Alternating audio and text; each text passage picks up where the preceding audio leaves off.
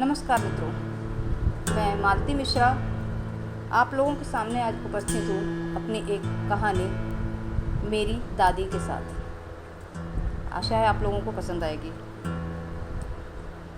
तो सुनिए कहानी मेरी दादी।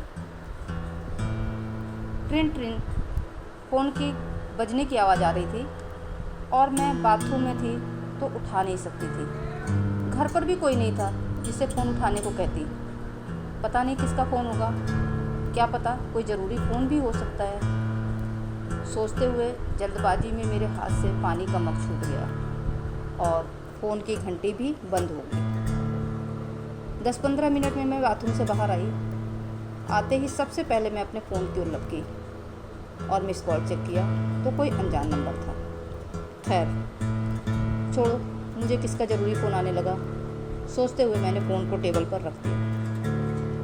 पता नहीं क्यों जैसे किसी के फ़ोन का इंतज़ार कर रही थी, पर किसका नहीं जानती। वैसे भी जिसका कोई नहीं होता उसे लोगों को कुछ अधिक ही अपना कहने की आदत होती है।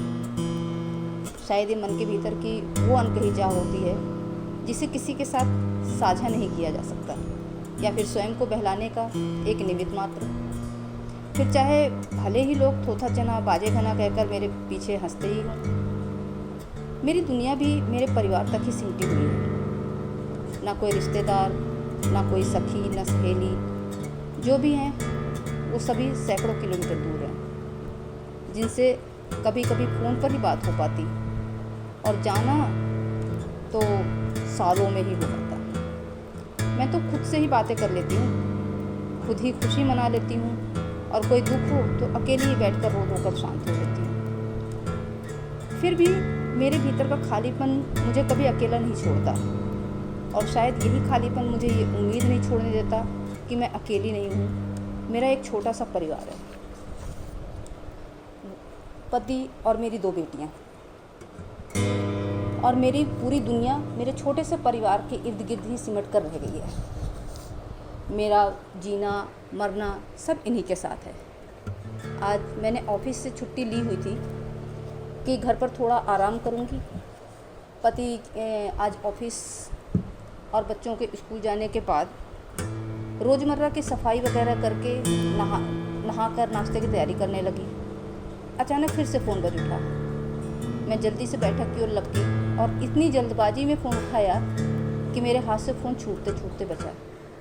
मुझे नहीं पता था कि किसका फ़ोन होगा, परंतु ऐसा महसूस हो रहा था जैसे मैं इसी का इंतज़ार कर रही थी। मैंने नंबर देखे बिना ही फ़ोन उठा लिया। हेलो हेलो, दूसरी तरफ से आवाज़ आई। माँ प्रणाम, कैसी हो आप? एक पल को ऐसा लगा मेरा इंतज़ार पूरा हुआ। मैं इसी फ़ोन का तो इंतज़ार कर रही थी। मैं ठीक हूँ बेटा, बहुत दिनों से तुमने फ़ोन नहीं किया तो चिंता हो रही थी। सब ठीक तो है? माँ ने अपनी उसी चिर परिचित गांव की भाषा में पूछा। सब ठीक है माँ, मैंने कई बार फ़ोन किया था पर आपका नंबर ही नहीं लग रहा था, मैंने शिकायत भरे लहजे में जवाब दिया। हाँ, वो फ़ोन ख़राब हो गया था, इसीलिए अब दूसरा लिया है, माँ ने कहा। अच्छा माँ, और सब ठीक है वहाँ? मैंने बातों का सिलसिला आगे बढ़ाते हुए कहा। वैसे तो सब ठीक है, तुम्हारी दादी जी नहीं रही। क्या? मेरे हाथ से फ़ोन छूटते छूटते बचा। कब? क्या हुआ था? मैंने पूछा। मुझे अपनी ही आवाज़ बहुत दूर से आती हुई प्रतीत हो रही थी। 2 महीने हो गए। तुम्हें तो पता ही है कितनी बूढ़ी हो चुकी थी, बीमार थी, माँ ने कहा। और आप मुझे आज बता रही हो माँ? मुझे बताना भी ज़रूरी नहीं समझा? मैं भी आ जाती। अनजाने ही मेरा गला भर आया, पर मैं रोना ही चाहती थी। नहीं चाहती थी कि माँ को मेरे रोने का पता चले। क्या करती बेटा आकर, देख तो तब भी नहीं पाती, इतनी दूर जो हो, माँ ने कहा। अब तुम परेशान मत हो, अपना ध्यान रखना, मैं अभी फ़ोन रखती हूँ, कहकर माँ ने फ़ोन रख दिया। ठीक है माँ, प्रणाम। मैं धम से सोफे पर बैठ गई। मेरी दादी जी मर गईं और किसी ने मुझे बताना ज़रूरी नहीं समझा। एक दादी ही तो थी जिनसे मैं सबसे ज़्यादा जुड़ाव महसूस करती थी। मुझे आज भी याद है, जब मैं छोटी थी पापा के साथ लखनऊ में रहती थी। पापा की सरकारी नौकरी थी और हमारा पूरा परिवार लखनऊ में रहता था। जब स्कूल की गर्मियों की छुट्टियां होती तो हम सभी गांव जाने के लिए इतने उतावले होते थे कि एक एक दिन काटना मुश्किल होता था। रोज़ पापा से पूछते कि आपको छुट्टी कब मिलेगी। चाचा के लड़कों के लिए खिलौने, पापा के चचेरे भाई यानी मेरे चाचा जी जो लगभग मेरी ही उम्र के थे, उनके लिए मैं अपनी किताबें ले जाती और हम कंचे भी इकट्ठा करके रखते थे और गांव में खेलेंगे। उन्हें भी सहेज कर रख लेते। कुछ ऐसी ही होती थी हमारी बच्चों की गांव जाने की तैयारी। हमें मतलब ही नहीं होता था कि माँ पापा क्या लेकर जा रहे हैं क्या नहीं। ये तो हमारी अपनी व्यक्तिगत तैयारी होती थी। गांव पहुंचने पर गांव से बाहर ही दादी खड़ी मिलती, हाथों में पीतल के चमकते हुए लोटे में जल लेकर। वो पहले जल भरे लोटे को हमारे सिर से पैर तक बारती, फिर उस जल को एक तरफ किसी देवी या देवता को डाल देती। तब कहीं हमें गांव में प्रवेश की अनुमति देती। घर पहुंचकर सब अपने अपने अनुसार काम, खेल, रिश्तेदारी के निर्वाह आदि में व्यस्त हो जाते थे और मैं व्यस्त हो जाती थी दादी के साथ। दादी वैसे तो अपने साथी सभी पोतों को भी प्यार करती थी, परंतु उनका लगाव मुझसे कुछ विशेष ही था। सर्दियों में जब गुड़ बनाया जाता तो मेरे लिए सौंठ और मेवे डालकर बनवाया हुआ गुड़ वो बचाकर गर्मियों की छुट्टियों तक रखती थी। पका हुआ सीताफल एक ज़रूर बचा कर रखती हैं ताकि जब हम छुट्टियों में आएँ तो वो हलवा बनाकर मुझे खिला सकें। इतना ही नहीं, वो हर जगह मुझे अपने साथ ले जाती और मैं भी जहाँ दादी वहीं मैं। दादी खेतों में जाती तो मैं भी साथ जाती, वो बगीचे में जाती तो भी मुझे ले जाती, और वो दूसरे गांव में जो कम से कम 1.5-2 किलोमीटर होगा वहाँ गेहूँ पिसवाने जाती तो भी मैं उनके साथ होती। किसी के घर, किसी की खुशी में, किसी के गम में, पूजा पाठ में, कहीं भी कभी भी वो अकेली नहीं जाती थी और ये जाना भी चाहती तो मैं नहीं जाने देती। यहाँ तक कि रात को भी मैं माँ के पास नहीं सोती थी।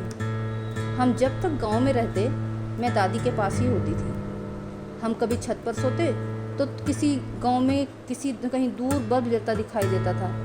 मैं एक बार दादी से पूछा था कि वहाँ पर लाइट कैसे जलती है, जबकि हमारे गांव में तो नहीं है। तो दादी ने क्या जवाब दिया मुझे याद नहीं, पर एक बात जो उन्होंने बताई थी वो मुझे आज भी याद है कि बिजली वहाँ भी हर घर में नहीं जलती। जो बल्ब हमें दिखाई देता है वो आटा चक्की पर जलने वाला बल्ब था।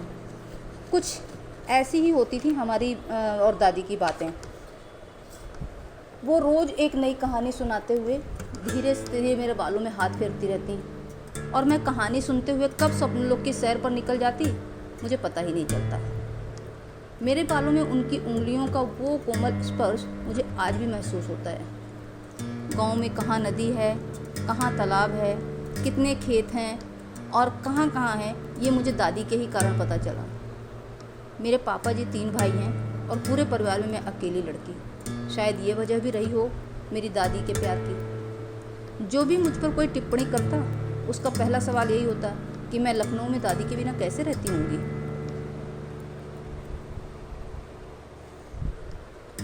खैर, छुट्टियां खत्म होती, दादी हमें नम आंखों से गांव के बाहर काफ़ी दूर तक छोड़ने आती और जाते हुए मैं बार बार मुड़कर उन्हें तब तक देखती रहती जब तक दूर और दूर होते हुए वो मात्र एक छोटी सी परछाई में तब्दील नहीं हो जाती और फिर दादी की परछाई और अपने साथ आई अन्य दूसरी परछाइयों के साथ धीरे धीरे विलुप्त हो जाती।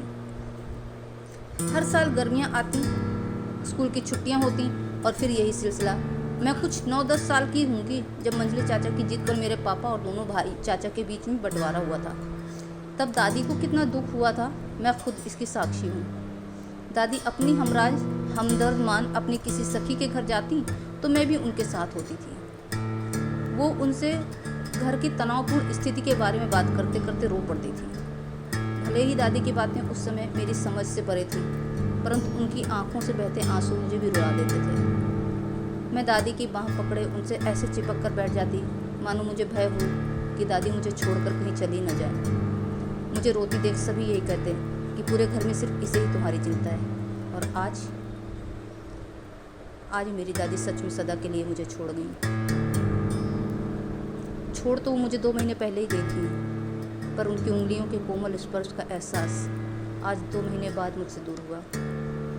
गांव पहुंचने पर लोटे के जल से नज़र उतारकर स्वागत करने की परंपरा तो अब से सालों पहले समाप्त हो चुकी है, पर अब तो स्वागत करती हुई वो नज़रें भी नहीं रहीं जिनमें मेरे लिए आशीर्वाद और हमेशा कुछ नया बनाकर खिलाने की इच्छा नज़र आती। तो मित्रों, ये थी मेरी कहानी, मेरी दादी, जो मेरी पुस्तक इंतज़ार से ली थी मैंने। आशा है आप सभी को पसंद आएगी। प्लीज़ इसे पसंद करें, लाइक और शेयर करें और इस चैनल को सब्सक्राइब करें। धन्यवाद।